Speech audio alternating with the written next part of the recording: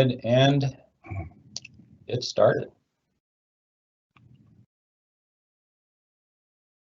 Well, hello, good afternoon, and welcome to your Totally Tomatoes webinar.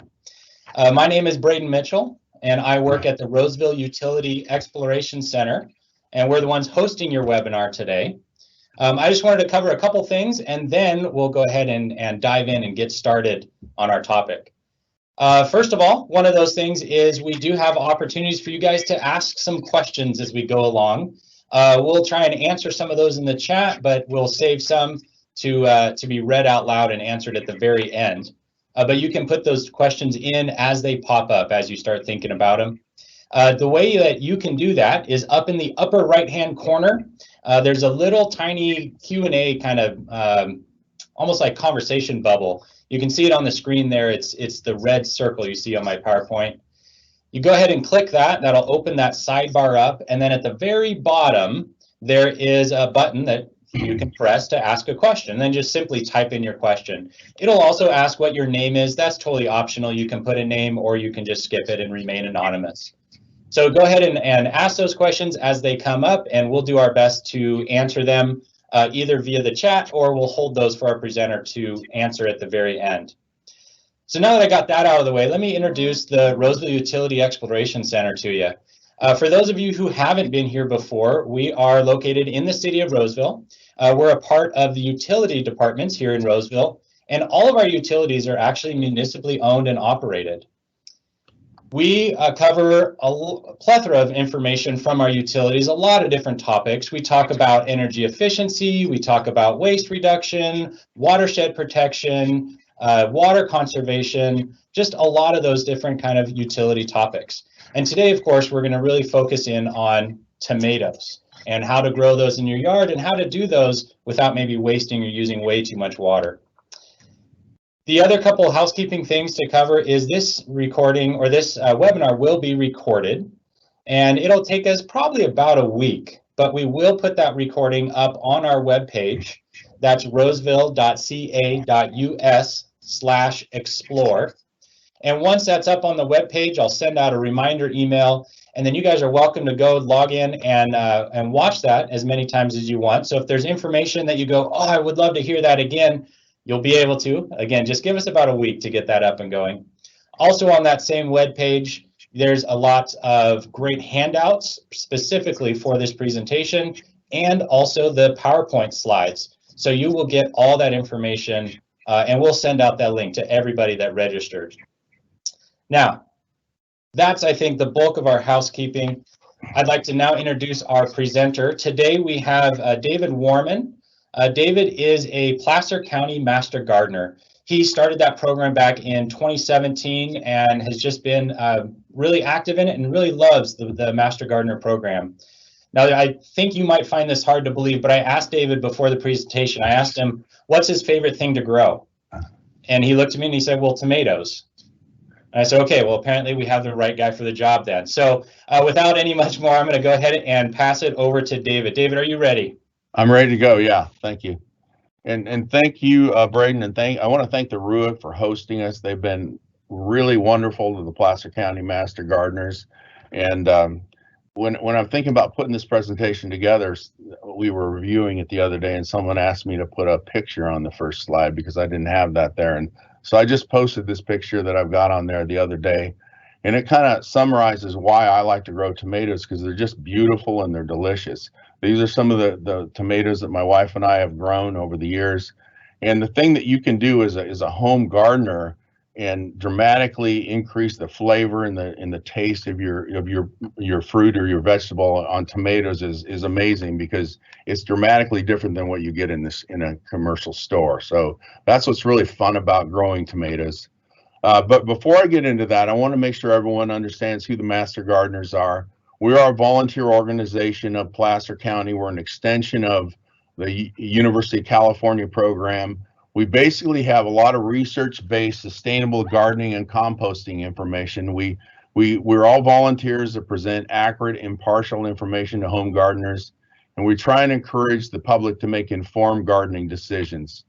So we're active on a lot of different platforms, obviously through this last year, things have changed. I think back just 12 months ago, we actually had this meeting here at the Ruick in person, which was fantastic. It went well. The good thing about this year is that I think we're going to have more people involved because it's online. But we also have a hotline people can call, and you can see the number here.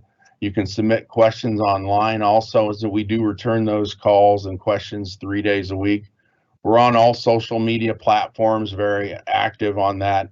We have some articles in some of the Gold Country media publications like the Auburn Journal and things like that. I would also encourage people to participate in sign up for our new, it's a Curious Gardener, which is actually, it says monthly, but I apologize. It's a quarterly newsletter that we have, and you can subscribe on our website. And the other fundraising activity that we have, which is extremely popular in Placer County, is the gardening guide and calendar, which we sell ourselves in the fall and also through gardening centers, and that's used as a fundraiser. But it's actually a very handy item you can get to understand when you're supposed to do certain things in your garden and keep you up to date on changes as we move through climate change and that kind of thing. And we also have a big school and community gardening group that's very active, and we do a lot of meetings like this, public workshops and things like that. But let's move forward and talk about tomatoes. And just some background information on tomatoes. Tomatoes are actually in the nightshade family, and that's important to know the family of the plant. And when we start talking about crop rotation, we'll refer back to this, but peppers, potatoes, and eggplants are all in the same family as in that nightshade family. Originally, and it's actually interesting, this is one of the few vegetable or fruit plants that's actually from, quote, the Americas, actually South America, Peru in particular. It was originally known as the love apple, and it was originally thought to be poisonous. And actually the plant is something you should not eat. It's the fruit that we eat, not the plant, because you can get sick. But now it's an edible fruit, although it's labeled as a vegetable. It is actually a fruit, but we kind of refer to it as a vegetable. So if you look at it, it was originally from South America and Peru, kind of migrated up to Mexico and over to the Europe, and in the 18th century it was introduced into North America, and actually was not well received at all because they thought it was poisonous, and there were some real challenges to it. But actually, as through breeding and some different cultivars came along, actually became very, very popular. And if you look at tomatoes are probably arguably the most popular fruit vegetable in the garden. And for me, it's kind of the foundation of our garden. It's what gets me excited. And as we move into February is the time when real serious tomato growers are out. They're in their garden, their seed catalogs, they're planning what varieties they want to grow. So this is the time frame when you get your game plan together on what you're going to plant in your garden as far as tomatoes. And you've got a lot of choices, so that's the fun part about it. But if we look at the anatomy of a tomato, and we look over here, I don't know if you can see, I'm moving over the actual plant. The interesting thing about a tomato and some of the facts is it has both male and female organs. So and also this is a cross section of the fruit. You can see in this, the seeds are in the middle here in this gelatinous material. When we're going to talk about saving seeds a little bit, and this is where they are located. So that's where you would get them out of. And also there's some glandular hairs on the actual stem of a tomato. And I'm not sure if you all have gone through and walked through your tomato garden and you've got rubbed against these tomatoes and you get this oil on you, which has got this characteristic odor, which is, I don't think it's that pleasant, but that's where the odor comes from.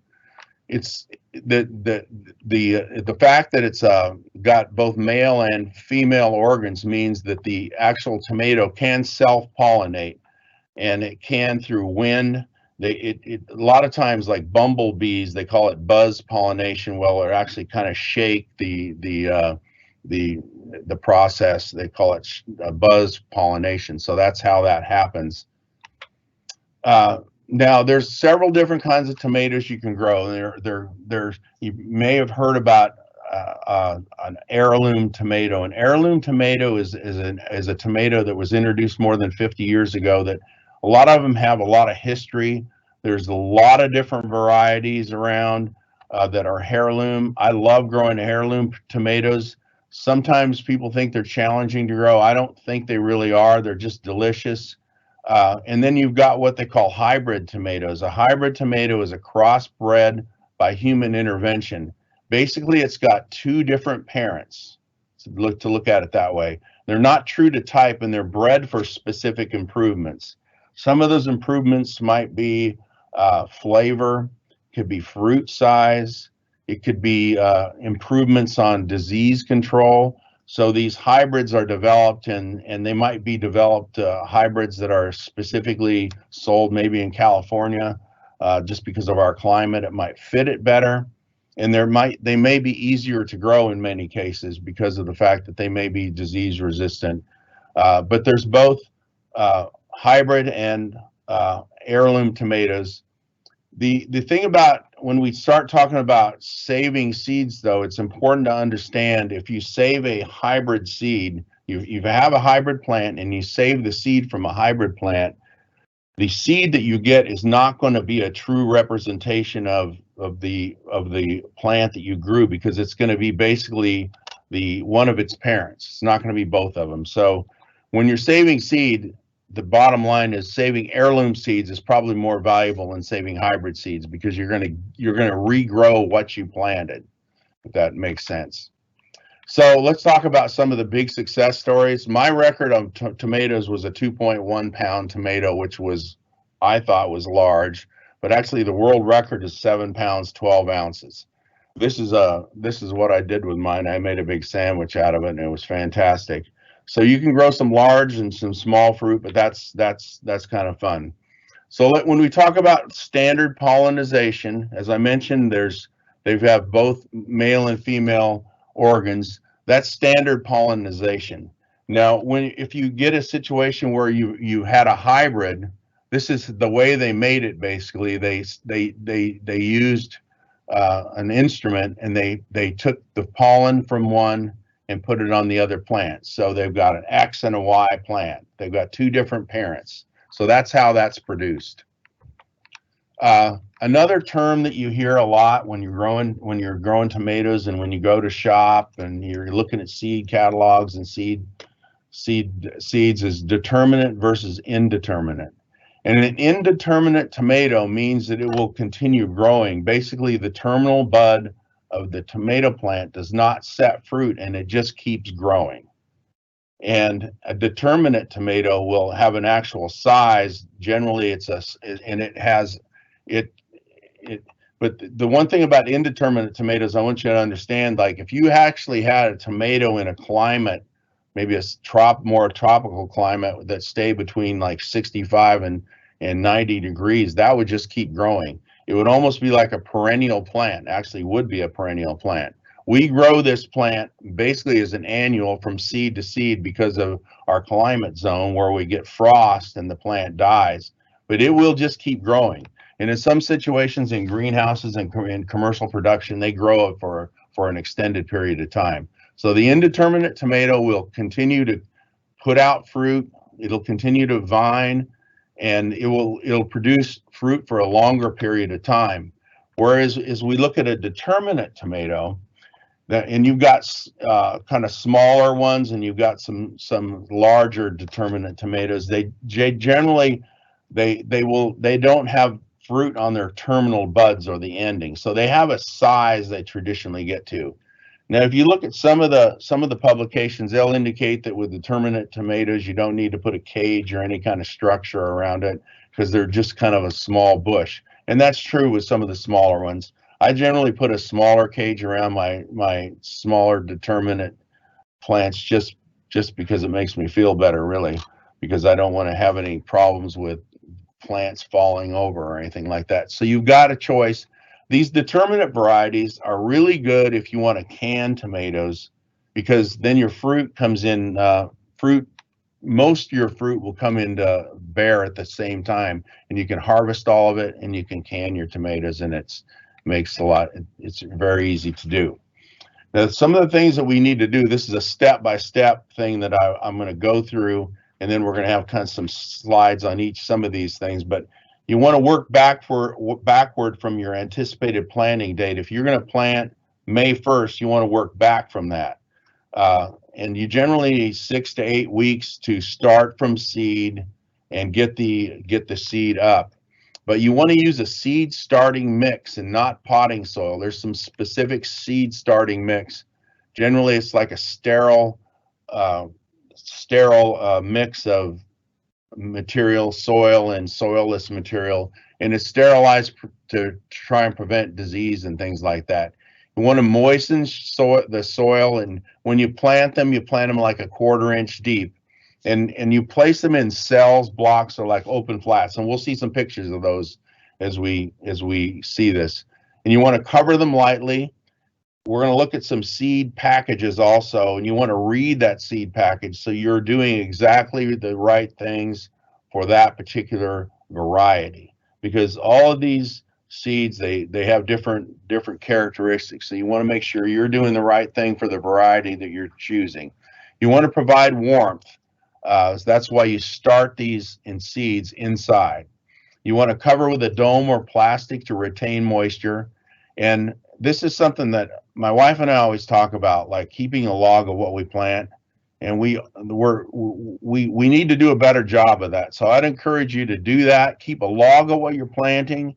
And then when you move it into the ground, keep a log of what date you planted, and then it'll help you understand what was successful and what worked and what didn't work.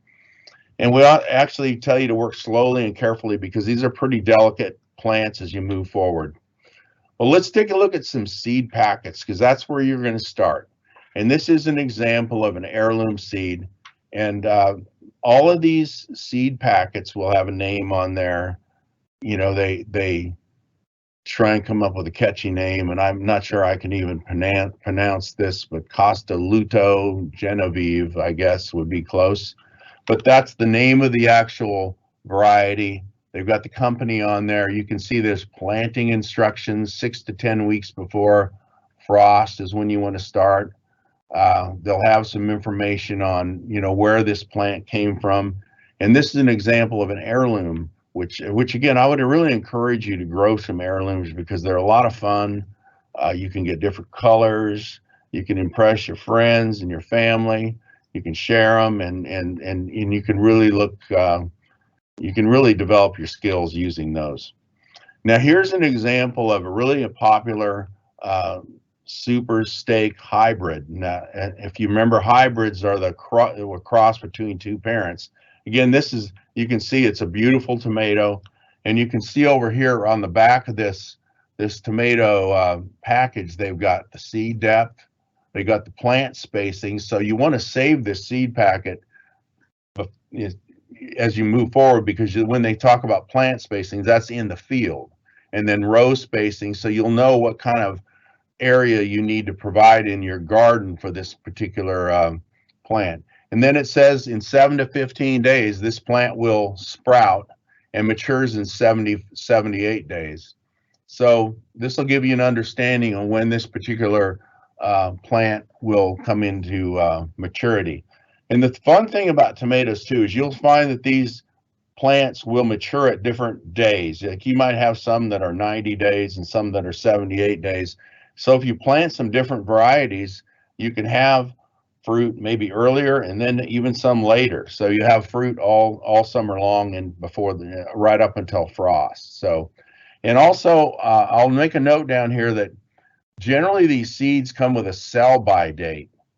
And that's kind of important to look at. The seed companies really do this well, they're required to do it. That's one reason they do it, but they actually they they have a viability of the seeds. Generally, I'm going to throw a number out of say 95%. Generally, the sell by date, 95% of those seeds or thereabouts will be a germination rate for those seeds. If you save this seed, say for several years, and you kept it in a cool, dry place, you're probably your germination rate will go down, but those seeds will still be good. Probably 80% of them, or maybe even more, will be good. It's just they can't sell them. So if you have some older seed, I would encourage you to try and use it because it'll probably be viable seed.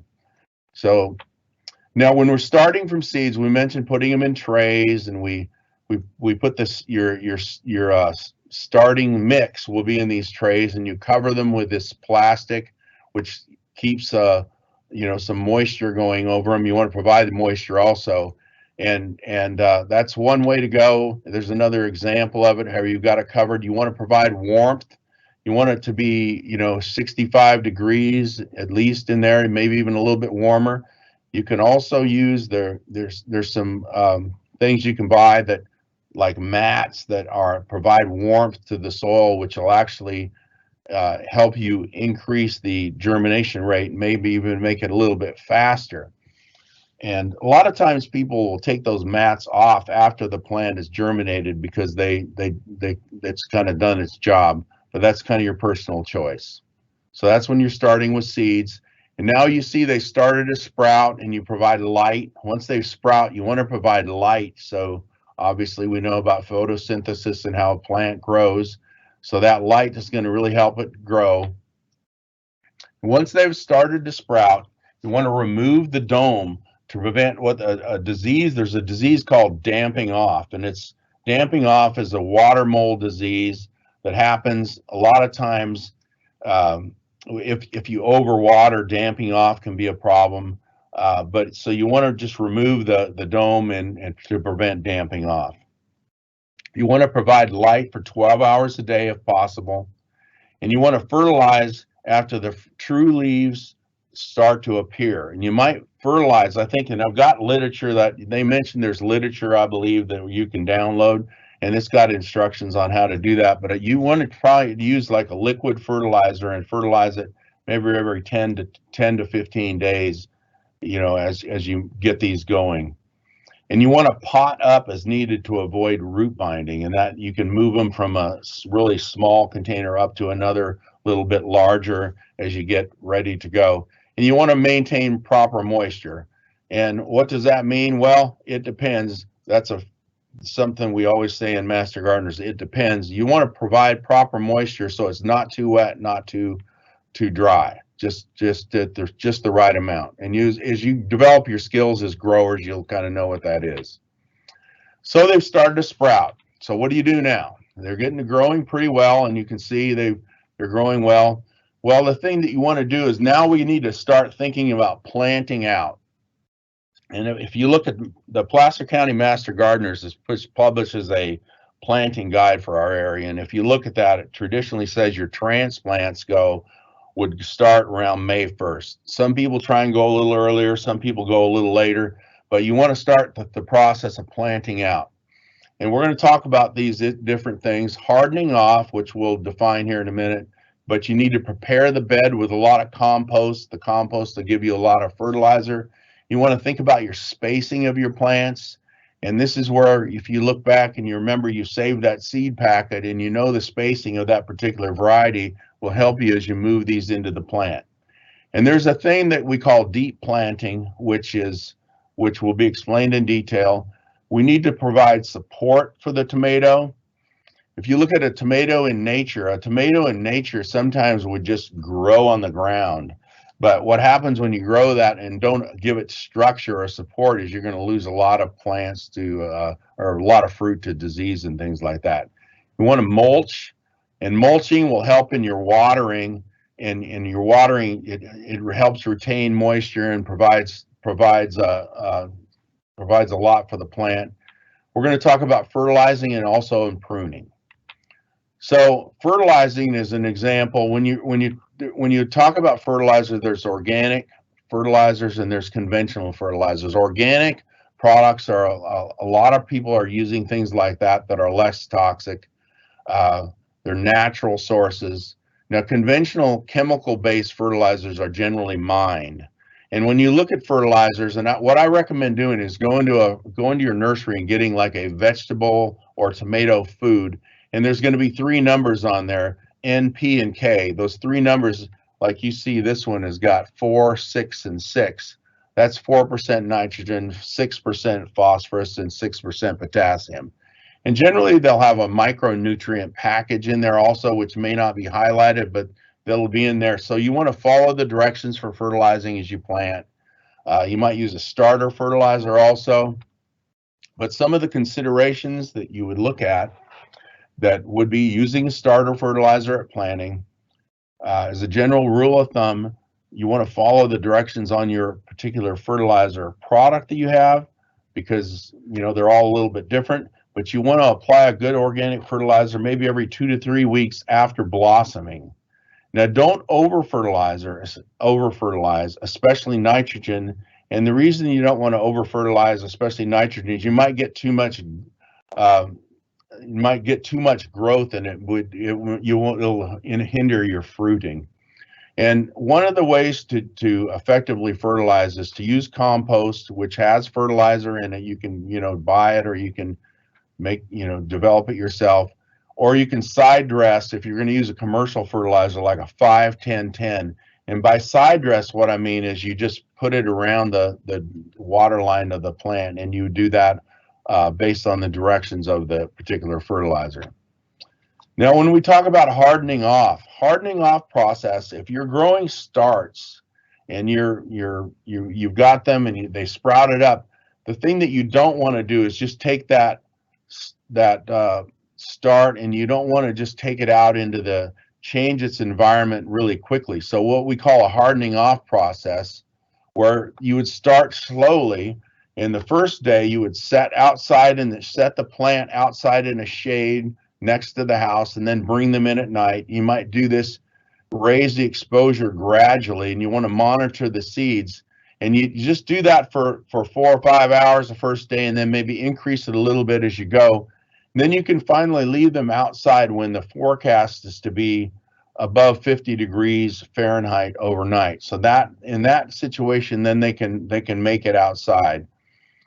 So that's that's the hardening off process. Now you also, at the same time, you want to make sure, in fact, I'm doing it now. This is one of my beds. You want to prepare your beds, and therefore, like in a raised bed, if you're getting in a raised bed, I went in and I used a fork and I worked some of the soil and added new soil on top, because a lot of times in raised beds, you'll have a lot of decomposition and the bed will sink somewhat. And I actually added a little bit of starter fertilizer in here, and this cage would be an example of, we'll talk about cages and things like that, but that's an example of where I would put one tomato there. So that's an example of preparing the bed. Now, we mentioned planting deep, and this is my wife has got this plant. This is actually a transplant that we bought at the nursery, and you can see that this plant has got a lot of leaves, these leaves and these stems here. Well, what you want to do is you want to take the plant out, and you want to trim these leaves off. And the trick is what we call planting deep. So you can see that these stems have been cut off. We've got a hole that's dug pretty deep there. And here's a description of what you're doing. See, this is the area that you cut the leaves off. You plant it at an angle like this with the plant exposed. The reason you do that is because this area that you've got that you just buried, that used to have stems there, all along this area, you're going to develop a root mass. They're just going to come out naturally. And so therefore, when you create a bigger root mass, you're going to have a healthier plant, because a good foundation of roots will help that plant be more successful. That's what we call planting deep. Here's another example of something that's been planted deep. And this just is a side note. We saw a raised bed just a few minutes ago where you can grow tomatoes.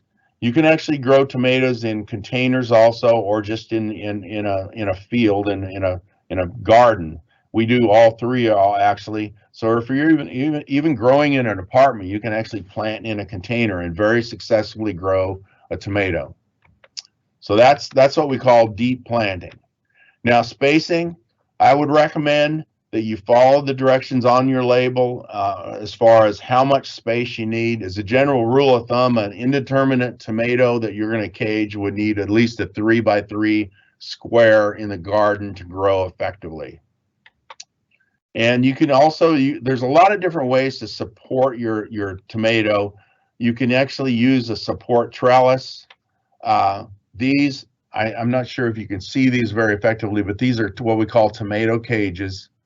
And you want to put this tomato cage in at planting because the plant is going to grow up into this tomato cage. Generally, they're smaller at the bottom and get larger at the top. And the suggestion I have to you also is that, and what I do, I have if you remember back to that raised bed I had a wooden structure I built around it. And I generally tie my cages to those structures because these plants get pretty heavy as they grow. And if you don't have the cages tied down, well, actually at my mother-in-law's, we planted one that she had in her backyard, and we didn't stake the cage, and it kind of fell over when it got really heavy with fruit. She did have good fruit though. That was the good thing. She had a lot of good fruit. I got good positive feedback on that, but it did fall over. So next year we're going to stake that cage.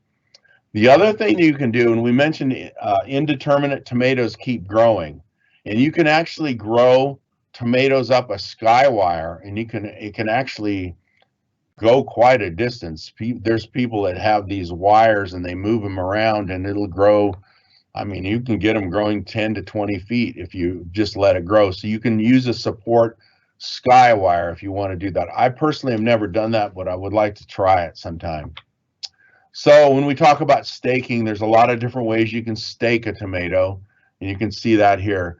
The idea is to give the tomato structure. The tomato is going to grow into whatever structure you have. It's not going to seek it out. It's actually just going to grow into that structure. So you're whatever you want to do to provide that structure, you can do it. And that keeps the fruit off the ground. It helps prevent disease, and you're just going to increase your fruit if you do this staking and caging correctly. Now, mulch. If you provide mulch, it's going to help you with your watering. Generally, you're going to have your irrigation system in a drip irrigation system in our areas, almost used exclusively because a drip irrigation will keep the moisture off the foliage. It keeps it in the ground where you want it. And then if you put mulch over it, it's going to provide protection and to the water, and the water will last longer. It'll stay moist longer, and it'll be a much better situation. So we recommend mulching. Some of the other considerations that you want to look at, the soil that tomatoes prefer is between 6 and 7. And well, how do you find out what my pH of my soil is? There are some soil test kits that you can buy at a nursery that determine what your soil pH is. Then there's ways to adjust your soil pH too. If you've got too high or too low, there's ways to adjust it with lime or with sulfur, or just even with some compost and some organic matter, you can adjust it. If you're growing with a lot of growing mixture you bought in most places, you're going to probably be okay, and your pH is probably going to be fine. But if you want to check, it's a good idea. You can also, I would recommend, in many times if you're growing in a garden, it's a really good idea. You can just take a soil sample and take a soil test, and you'll find out what fertility levels you are at in your soil and your pH. And you can do that. The master gardeners can give you some really good tips on how to do that if you're interested. You can look online and see that, but there's labs you can send that off to. It's pretty reasonable to get a soil test done. It helps you with giving you direction on pH, but also on soil fertilization and what kind of additional fertilization you need in your particular area. As far as where you want to locate and orient your bed, the key thing is you need 6 to 8 hours of sunlight. So an east to west location in our area is very helpful. And and if you don't have this, it's kind of a challenge. So you really need 6 to 8 hours of sunlight to grow this. And you want to avoid a microclimate. And what's the definition of a microclimate would be like where I live. We kind of live on a hill down a slope. There's a creek and it goes up the other side of the hill. That's like a microclimate where it's got its own shade, it's got its own temperature, and they can be a little bit colder down there. So you want to grow your up where you avoid areas like that, just a small microclimate. And you can actually have that on a small area. So look for an area that gets a lot of sun and gets a lot of good temperatures, because the tomatoes like real nice warm temperatures up to, in the lower night, like right now, right at 90 degrees. Now, the other thing that we talked about earlier, we talked about the tomato was in the nightshade family, and I wanted to, when we talk about effectively growing tomatoes, the one thing that you want to do is develop some kind of a rotation program in your garden where you use it like the 3-year rotation is good, where you only grow tomatoes and any plant in the same family, only grow it for 3 years in a row and then switch to another family. And why do we do that? We do that because this helps us prevent a lot of diseases, because a lot of these plant diseases are very host specific to particular families of plants. It could be a fusarium as an example. We'll talk about some of these diseases later, but for fusarium and verticillium wilt that affect tomatoes and peppers as an example, a lot of times it's very host specific to that plant. So therefore, if you rotate, you break the cycle of that disease, because you don't have the host plant around. It can't really grow, and it can't develop. So therefore, if you use a rotational crop rotation program, you're going to prevent a lot of diseases. And also, when you think about some considerations, you got to have access to water, because you're going to need to irrigate these plants. And if you have easy access to water, that's what you need. Now, pruning your tomatoes. Pruning is something that's not always necessary. There's been years where I've done more pruning and some years where I've done less. And honestly, I've had more success when I do some pruning. And you got to remember these points, and I've got a couple of visuals I'll show you as we move through this. But when plants with 2 or more stems produce more tomatoes, and they have better foliage protection. So you want to choose those stems, and you want to pinch, and I'll show you how to cut those. But you want to choose those when you decide how to prune. Severe pruning to one stem will reduce your total crop greatly, and is also likely to increase the incidence of some diseases or disorders. But actually, moderate pruning will help your disease control, because it will increase airflow into the tomato and prevent some disease from causing troubles. So before removing suckers or side shoots on tomato plants, but wait until 2 leaves develop and then pinch them from above. And this is a diagram. I hope you can see this. This is too short right here. You can see how it's starting to grow, but as we start here and we grow, you can see it's got 2 side shoots now. This is the one that you would want to prune off, and that's going to help you, manage airflow in your plant. It's going to help you increase your fruit production, because you're going to push more. You're going to have less foliage, and you're going to push more food and energy to the actual fruit.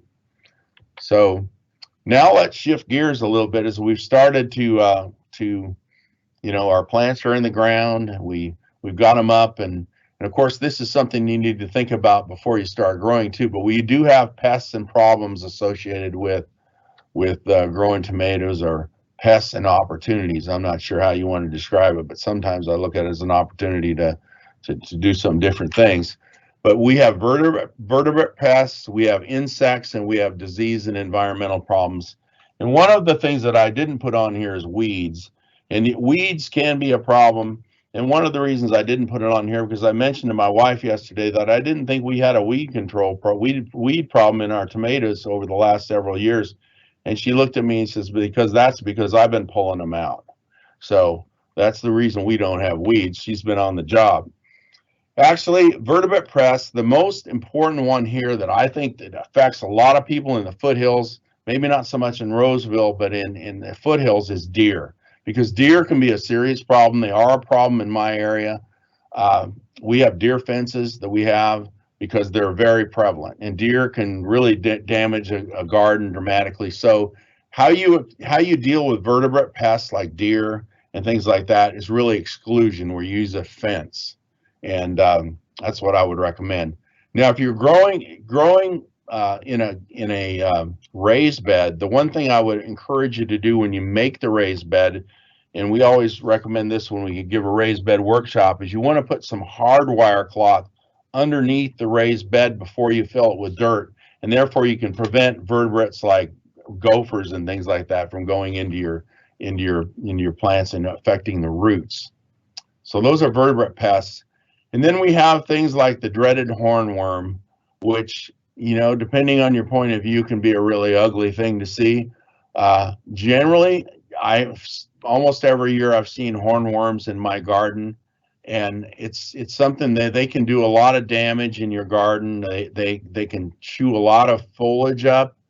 But the good thing about this is you can just pick them up, pick them off the plant, and you can step on them, and you can control them that way. That's generally the way most people are doing it around here. So if you do a lot of inspection of your plants and you see these, don't freak out. Just take them off and stomp on them. That's the old tried and true method. And now you will start seeing sometimes some signs of invasion, some eggs and things like that. We also, in your garden, you're going to have some allies also, like this parasitic wasp that you can see that has laid eggs on this tomato hornworm. So you've got both beneficial and insect pests in your garden. So you got to try and balance that, because a lot of these beneficials will help you control the problem insects. Some of the common pests that we have: potato aphids, thrips, whiteflies, and flea beetles. And they can be easily controlled, actually. But generally, as a general rule, I haven't personally had a lot of problems with insects in my tomatoes, which has been a good thing. Now, if you do need to use some kind of a control measure for any of these things, like aphids as an example, you can use some. We like to, in our master gardeners, we like to recommend a natural or the least toxic species, or the least toxic insecticide that's out there, and that would be like an insecticidal soap or neem oil. For tomato fruit worms and hornworms, we recommend Bacillus thuringiensis, which is a naturally occurring bacterium, or spinosad, pyrethrum, or neem oil. And the same goes for flea beetles, like an insecticidal soap, neem oil. Whiteflies, the same thing. And when you look at this, don't be intimidated, because quite frankly, I've never used any of these on my tomatoes because I haven't had a problem. And when you see insecticides out there, remember you've got beneficial insects there, and you've also got a threshold that your plants can absorb some damage from some insects before you make a treatment.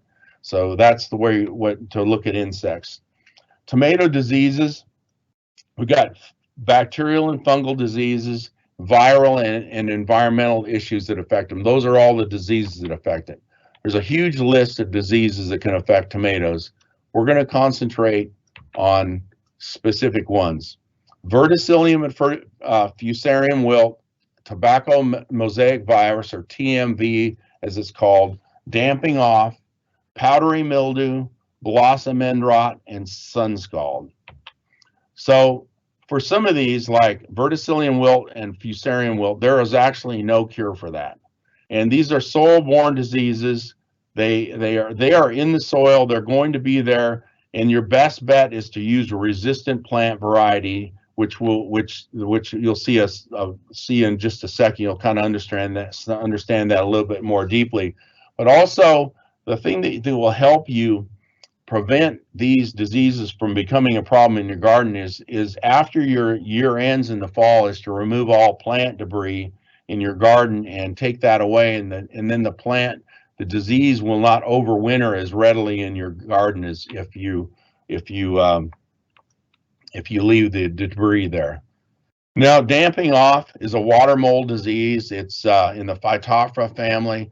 It's the spores are all present in the soil, generally in a lot of different soils. That's why you use sterilized seed starting soil indoors. It helps you. And the damping off will become a problem if you overwater. They call it a water mold disease, and it moves in water. And if you overwater, it can become a problem. Now, one of them that you more than likely will see is powdery mildew. It's a problem in this area.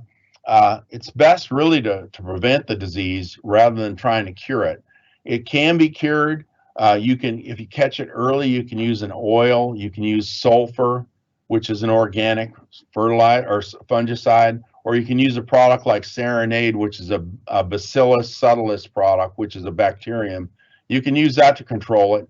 But also realize if you effectively prune and provide air circulation in the plant, this is not a serious problem. And also, your plant can survive a certain level of powdery mildew, so you really don't have to make too many fungicide applications. And quite frankly, I've not made any fungicide applications in the last number of years.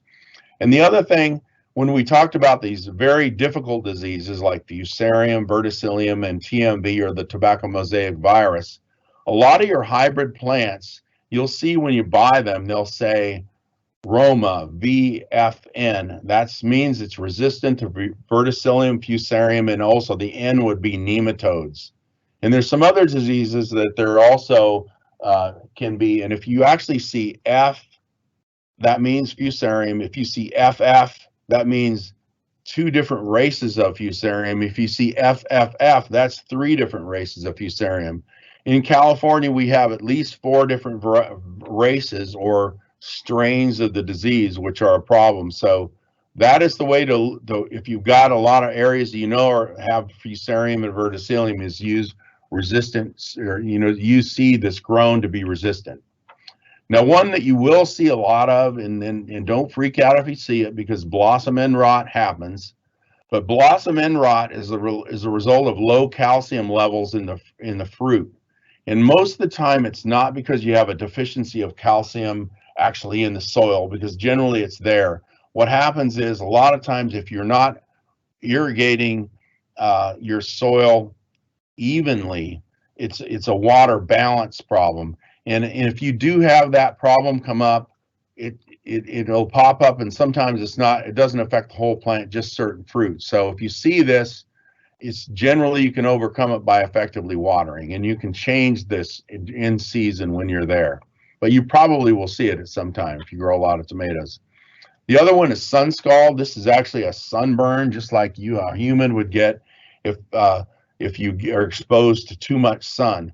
Tomatoes, when it gets above 95 degrees, don't pollinate well. They don't grow well. We get that way. If you get in a situation where you've got a really hot area and the temperatures are really rising, what you might want to do, the strategy I would use, is to try and shade that plant, and you'll prevent the sun scald. So you'll see that. Now, we talked about saving seeds, and tomatoes can be really, you can save seeds from year to year, and you can use the same seeds. I recommend doing that with the hybrid seeds. And the way you want to do that is if you remember that cross section of the tomato that we had, the seeds are inside the tomato. They're in a gelatinous material, and you want to actually let the seeds that you want to save. I would save seeds from your most productive plants, the healthiest plants. I will let them almost over-ripen on the plant, and once they reach that point, you pull them off, cut it open, and then you're going to scoop out that gelatinous material, and you're going to put that in some water, and you set it aside and you let it ferment. And basically the seeds that are good kind of fall to the bottom, and then you scoop off that fermented area, the fermented stuff, and it does kind of have an odor to it, so just be prepared. And then you actually want to spread out your seeds and then dry them out and then store them in a cool, safe, cool, dry place to plant next year. You can successfully do that. A lot of people pride themselves on saving seed and growing it from year to year, and that's a lot of fun for a lot of people. I do have one, and we mentioned some of the handouts. There's one on saving seeds, so you can print off and you can do that if you like.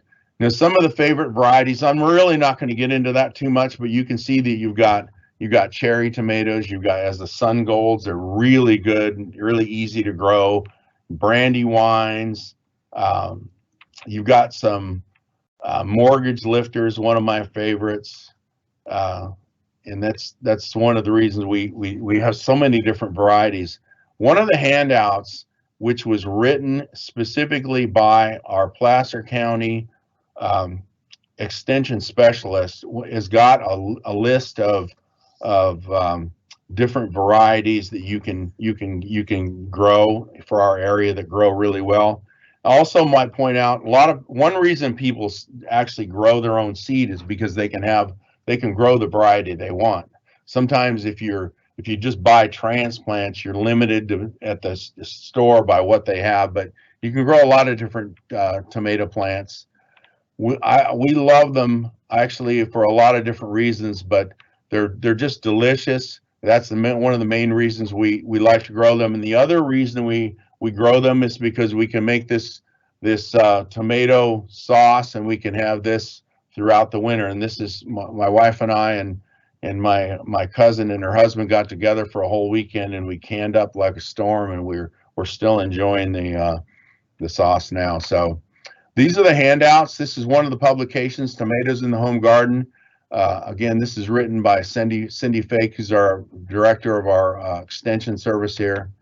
This is another one, Growing Tomatoes in the Home Garden. It's got some tips and some pointers on things about, if you got some problems, you can kind of pinpoint those problems. And this is the Saving Seed in the Garden bulletin that we've got. And these are the references. And with that, I think we might maybe have some questions. And if there are any questions, my wife is actually helping me with this. She's in the office right next door, so she's going to call out any questions. I think she's been answering some as they go. Yeah, we're David. We're answering a lot of the questions as we go. Good. And, I think we're close to the end of the time. What we can do is put the questions together and frequently asked questions and put those on the website. But here's one that's come up. Which month should I start seeds? Okay, and Kelly indicated that there were a lot of questions, and we're going to summarize the questions, and we're going to have them posted on the website. So the frequently asked questions, you'll be a summary of those. But the question was, what is the best month to plant? And if you look at it, to start seeds, the best month to start seeds, you want to start the seeds 6 to 8 weeks before you want to plant. Generally, in our area, you want to have your transplant go into the ground on May 1st. As a general rule, you can stretch that out to May 15th, or you generally don't want to go earlier than that. So you want to start your seed like March 1st. So you'll have March and April to get your transplant ready to go. Any other questions, Kelly? I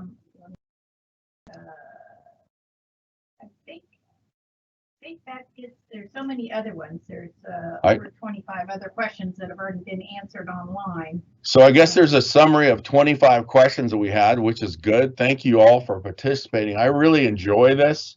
I enjoy talking about tomatoes. I enjoy growing them, and I really enjoy eating them. And I want to thank the RUIC for having us today.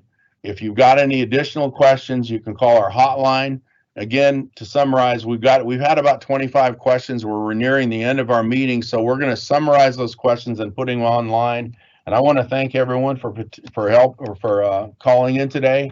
And I wish you a really good season growing tomatoes. There's a possibility next year we'll have this meeting in person here at the RUIC, and we can all talk about our success in the garden next year. And I look forward to that.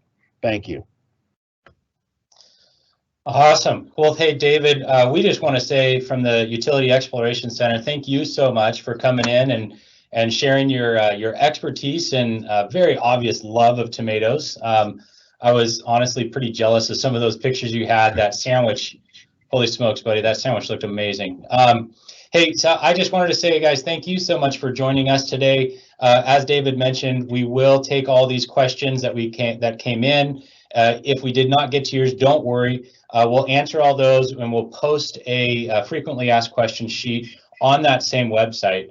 You guys are going to be getting an email here pretty soon that'll have the website for you to be able to get to all those resources. This PowerPoint slideshow will be on there. All the handouts that were referenced today, that frequently asked questions, and again, the recording of this webinar. Now that'll take us a little time, about a week, to be able to get that up, but you will have access to that once that's up and on that web page.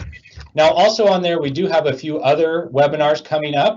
The next one is on Friday, March 12th, also at noon, and that is on composting and mulching. We have some other friends, again, from Placer County Master Gardeners that are going to come and do a wonderful presentation on composting and mulching. So if you're interested in that aspect, go ahead and sign up for that one. That's free as well. And then in April, on Friday, April 16th, also at noon, we have a webinar called How Much is Too Much Water for Your Yard? We have some of our friends from the Water Efficiency Department here in the city of Roseville who are going to talk about watering and specifically for your yard here in this climate in the city of Roseville in California, and how to plan that out and how much is too much and how much we really should be watering. So if you're interested in any of those, please check those out as well. Sign up. We do have a lot more webinars coming down the way as well. Again, thank you guys so much for joining us today. I hope everyone has a great rest of your day. Have a wonderful weekend and happy early Valentine's Day. All right, guys, have a great day. Thank you.